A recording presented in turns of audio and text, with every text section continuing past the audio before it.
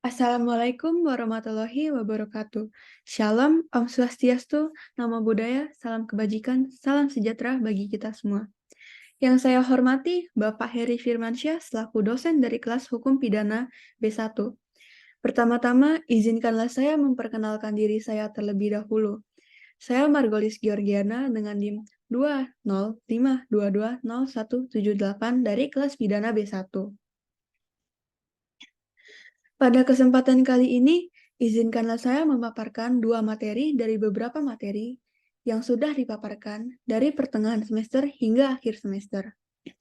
Materi yang akan saya paparkan pada kesempatan kali ini adalah materi mengenai kriminologi dan materi mengenai viktimologi.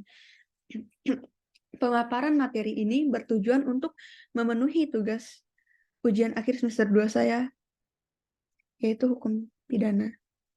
Jadi, kriminologi merupakan ilmu pengetahuan yang mempelajari tentang kejahatan. Istilah kriminologi sendiri ditemukan oleh seorang ahli antropologi Prancis, yaitu P. Topinard pada tahun 1830. Kriminologi berasal dari bahasa Latin, yaitu krimen yang berarti kejahatan atau penjahat, dan logos yang berarti ilmu pengetahuan. Maka dapat disimpulkan bahwa kriminologi merupakan ilmu tentang kejahatan dan penjahat. Menurut Edwin H. Sutherland sendiri, kriminologi merupakan seperangkat pengetahuan yang mempelajari kejahatan sebagai fenomena sosial, termasuk di dalamnya proses pembuatan undang-undang, pelanggaran undang-undang, serta reaksi terhadap pelanggaran undang-undang. Lalu, bagaimana ruang lingkup dalam kriminologi? Ruang lingkup dalam kriminologi terbagi menjadi 4. Yang pertama adalah kejahatan, yang kedua pelaku kejahatan, yang ketiga korban kejahatan, dan yang keempat reaksi masyarakat terhadap kejahatan. Lalu bagaimana dengan sejarah kriminologi? Jadi sejarah kriminologi terbagi menjadi 5. Yang pertama adalah zaman kuno. Pada zaman ini sudah mulai banyak pengetahuan, tetapi kriminologi belum mendapatkan perhatian secara khusus atau sistematik. Ada catatan lepas yang membahas tentang kejahatan, yaitu dari Van Kan yang mengetengahkan hasil penelitian tentang sebab musabab kejahatan. Lalu yang kedua, zaman abad pertengahan. Pada zaman abad pertengahan, Van Kan memberikan saham dalam merintis pertumbuhan kriminologi dengan orientasi sosiologi kriminal, dengan mengemukakan pendapat ahli zaman ini. Tidak banyak pengarang memberikan perhatian pada zaman ini. Yang ketiga, permulaan sejarah baru atau abad ke-16. Zaman ini dapat dianggap sebagai zaman lahirnya kriminologi dalam arti sempit, karena pada zaman ini Thomas More membahas hubungan kejahatan dengan masyarakat. Ahli hukum ini mengkritik pemerintahan Inggris yang pada saat itu menghukum penjahat terlalu keras. Ia mengatakan kejahatan hanya berkurang bila ada perbaikan hidup, bukan berkurang karena hukumannya yang keras. Beliau mengecam susunan hukum pidana di mana berlakunya hukuman mati untuk pencurian. Lalu yang keempat, ada abad ke-18 hingga revolusi Prancis. Pada abad ini mulai ada penentangan terhadap hukum pidana. Hukum pidana sebelumnya ditunjukkan untuk menakuti dengan penjatuhan hukum penganiayaan. Pembuktian tergantung dari kemauan si pemeriksa dan pengakuan si tersangka. Keadaan ini mempengaruhi hukum dan acara pidana. Mulailah hak asasi manusia diterapkan kepada pelaku kejahatan. Montesquieu sendiri pada zaman ini membuka jalan, di mana ia menentang tindakan sewenang-wenang, hukuman yang kejam. Kemudian, Rossi melawan terhadap perlakuan kejam kepada penjahat. Dan ada Voltaire yang pada zaman ini tampil sebagai pembela untuk Jean Calves yang saat itu tidak berdosa dan tidak bersalah, yang dijatuhi hukuman mati. Dan menentang terhadap peradilan pidana yang sewenang-wenang itu. Lalu yang terakhir, kelima, dari revolusi Prancis hingga abad 19. Revolusi Prancis mengakhiri hukuman pidana, di mana telah dirumuskan dengan tegas bahwa tiap manusia sama di muka undang-undang. Hal ini juga berpengaruh ke negeri Inggris. Perkembangan kriminologi yang begitu cepat setidaknya telah terjadi selama 4 dekade terakhir, memunculkan berbagai macam kajian yang amat beragam di antara para kriminolog, seperti ketimpangan gender, kenakalan dan perlindungan anak, pelanggaran hak asasi manusia, kejahatan white collar, penghukuman dan pemenjaraan, sistem peradilan pidana, teror dan terorisme, kejahatan terhadap lingkungan, narkotika, kejahatan transnasional, hingga kebijakan kriminal. Menurut Sutherland sendiri, kriminologi terbagi menjadi 3 cabang ilmu. Yang pertama ada sosiologi hukum. Jadi, kejahatan merupakan perbuatan yang dilarang oleh hukum dan terdapat ancaman dengan sanksi. Jadi, hukumlah yang menentukan bahwa perbuatan itu merupakan suatu kejahatan. Lalu yang kedua ada etiologi kejahatan. Dalam kriminologis, kejahatan paling utama merupakan etiologi kejahatan. Etiologi kejahatan merupakan cabang ilmu kriminologis yang mencari sebab musabab dari suatu kejahatan. Kemudian yang ketiga ada penologi. Jadi pada dasarnya penologi merupakan ilmu tentang hukuman. Tetapi Sutherland membuat hak-hak yang memiliki hubungan dengan usaha pengendalian kejahatan baik secara represif atau preventif.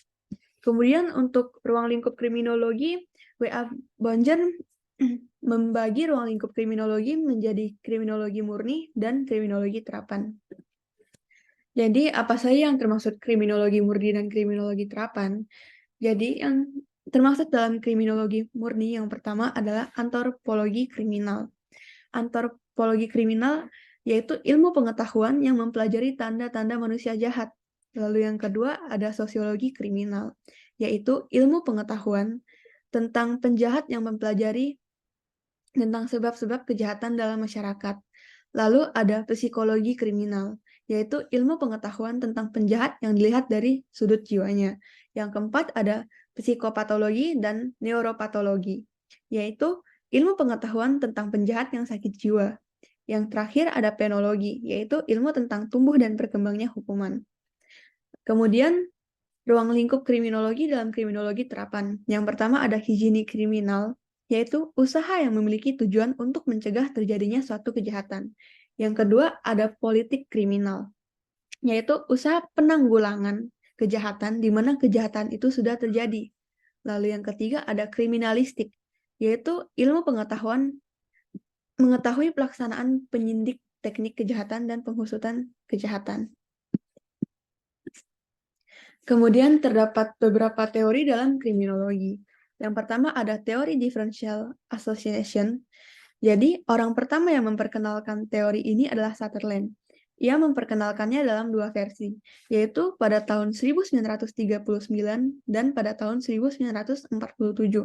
Ia berpendapat bahwa perilaku kriminal merupakan perilaku yang dipelajari di dalam lingkungan sosial. Artinya, semua tingkah laku dapat dipelajari dengan berbagai macam cara. Lalu yang kedua ada teori anomi. Teori ini diperkenalkan oleh Emily Durkheim untuk menggambarkan keadaan yang kacau tanpa peraturan. Teori ini menempatkan ketidakseimbangan antara nilai dan norma dalam masyarakat sebagai penyebab penyimpangan, di mana tujuan-tujuan budaya lebih ditekankan daripada cara-cara yang tersedia untuk mencapai tujuan-tujuan budaya itu sendiri. Individu dan kelompok dalam masyarakat seperti itu harus menyesuaikan diri, dan beberapa bentuk penyesuaian diri itu bisa jadi sebuah penyimpangan. Yang ketiga ada teori kontrol sosial. Jadi, yang menemukan teori ini adalah Travis Hirschhiner yang merupakan pelopor dari teori ini. Ia mengatakan bahwa teori kontrol sosial ini menjelaskan mengapa seseorang dapat taat pada peraturan dan norma. Menurutnya, teori ini berpotensi menentukan perilaku seseorang agar sesuai dengan norma sosial di lingkungan tersebut. Lalu yang keempat ada teori labeling. Teori labeling merupakan teori untuk mengukur mengapa terjadinya kejahatan. Metode yang digunakan dalam teori ini adalah self-report atau melakukan interview terhadap pelaku kejahatan yang tidak tertangkap atau tidak diketahui oleh polisi. Pembahasan labeling sendiri terfokus pada 2 tema. Yang pertama itu menjelaskan mengapa dan bagaimana orang-orang tertentu diberi label. Dan yang kedua, pengaruh dan efek dari label tersebut sebagai suatu konsekuensi dari perbuatan yang telah dilakukannya. Lalu, bagaimana hubungan kriminologi dengan ilmu lain? Yang pertama ada hubungan kriminologi dengan antropologi. Jadi, hubungan kriminologi dengan antropologi terlihat jelas dari konsep-konsep yang mempelajari kejahatan dan penjahat. dan dilihat dalam konteks budaya di mana yang bersangkutan berada. Jadi, ada hubungan antara tindakan seseorang dengan kebudayaan masyarakat setempat yang bersangkutan. Kemudian ada kriminologi dengan psikologi. Jadi, psikologi memang mengkaji kepribadian penjahat. Artinya, mengapa kejahatan itu dilakukan. Lalu yang ketiga, ada kriminologi dengan sosiologi. Kriminologi merupakan upaya menjelaskan kejahatan sebagai suatu gejala sosial. Di sini sosiologi berperan untuk membantu kriminologi dalam memahami berbagai bentuk hubungan sosial yang terjadi yang merupakan produk hubungan sosial, termasuk di dalamnya tindak kejahatan. Lalu yang keempat, hubungan kriminologi dengan kriminalistik. Kriminalistik itu berkaitan dengan bukti-bukti fisik dari suatu peristiwa kejahatan, di mana dengan alat bukti ini, maka upaya pembuktian atas perilaku kejahatan yang dilakukan seseorang dapat terbukti, dan menghukum orang yang bersangkutan atas perbuatan jahatnya.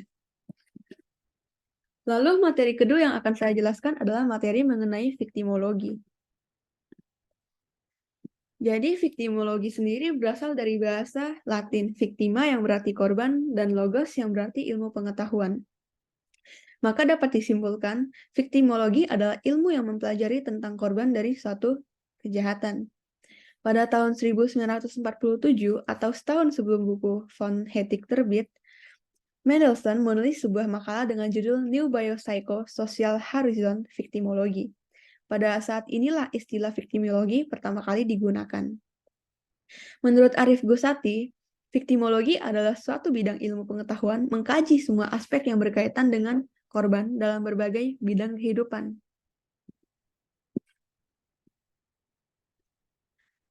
Menurut Sahetapi, ruang lingkup viktimologi meliputi bagaimana seseorang dapat menjadi korban yang ditentukan oleh suatu viktimi yang tidak selalu berhubungan dengan masalah kejahatan, termasuk pola korban kecelakaan dan bencana alam selain dari korban kejahatan dan penyalahgunaan kekuasaan. Lalu, bagaimana dengan sejarah perkembangan viktimologi? Jadi, perkembangan viktimologi dapat dibagi menjadi 3 fase. Yang pertama adalah penal or special viktimologi. Fase pertama viktimologi hanya mempelajari korban kejahatan saja. Lalu yang kedua adalah general viktimologi. Fase kedua viktimologi yang tidak hanya mengkaji masalah korban kejahatan, tetapi juga meliputi korban kecelakaan. Lalu yang ketiga adalah new viktimologi, yaitu fase ketiga viktimologi lebih luas lagi, yaitu mengkaji permasalahan korban penyalahgunaan kekuasaan dan hak-hak asasi manusia. Lalu bagaimana dengan tujuan viktimologi itu sendiri? Jadi tujuan viktimologi secara keseluruhan yang pertama adalah untuk menganalisa berbagai aspek yang berkaitan dengan korban. Yang kedua, berusaha untuk memberikan penjelasan sebab musabab terjadinya viktimisasi. Lalu yang ketiga, mengembangkan sistem tindakan guna mengurangi penderitaan manusia. Lalu, bagaimana sih perbandingan kriminologi dan viktimologi? Jadi, di slide ini telah saya simpulkan perbandingan kriminologi dan viktimologi.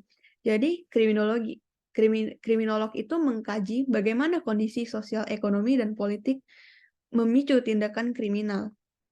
Kemudian yang kedua, kriminologi menerapkan temuan mereka untuk membuat strategi pencegahan kejahatan. Lalu yang viktimolog mengkaji sifat orang, faktor sosial dan budaya yang memaksa seseorang untuk mengambil risiko dan membahayakan hidupnya. Lalu viktimolog menggunakan pola dan trends untuk mengembangkan dan menguji taktik mengurangi risiko. Lalu, bagaimana hubungan kriminologi dan viktimologi? Jadi, viktimologi merupakan bagian yang hilang dari kriminologi atau dengan kata lain, viktimologi akan membahas bagian-bagian yang tidak tercakup dalam kajian kriminologi. Banyak dikatakan bahwa viktimologi lahir karena munculnya desakan perlunya masalah korban dibahas secara terpisah dari pelaku. J.E. Shetty sendiri juga berpendapat bahwa kriminologi dan viktimologi merupakan sisi dari mata uang yang saling berkaitan. Perhatian akan kejahatan yang ada tidak seharusnya hanya berputar sekitar munculnya kejahatan itu sendiri, akan tetapi juga harus melihat akibat atau dampak dari kejahatan. Karena dari sini akan terlihat perhatian bergeser tidak hanya kepada pelaku kejahatan, tetapi juga kepada posisi korban dari kejahatan yang terjadi itu. Sekian presentasi dari saya. Maaf jika ada kesalahan kata atau kata yang kurang berkenan mengenai pemaparan materi viktimologi dan kriminologi saya. Akhir kata saya ucapkan terima kasih. Assalamualaikum warahmatullahi wabarakatuh. Shalom, Om Swastiastu, Namo Buddhaya, salam kebajikan, salam sejahtera bagi kita semua.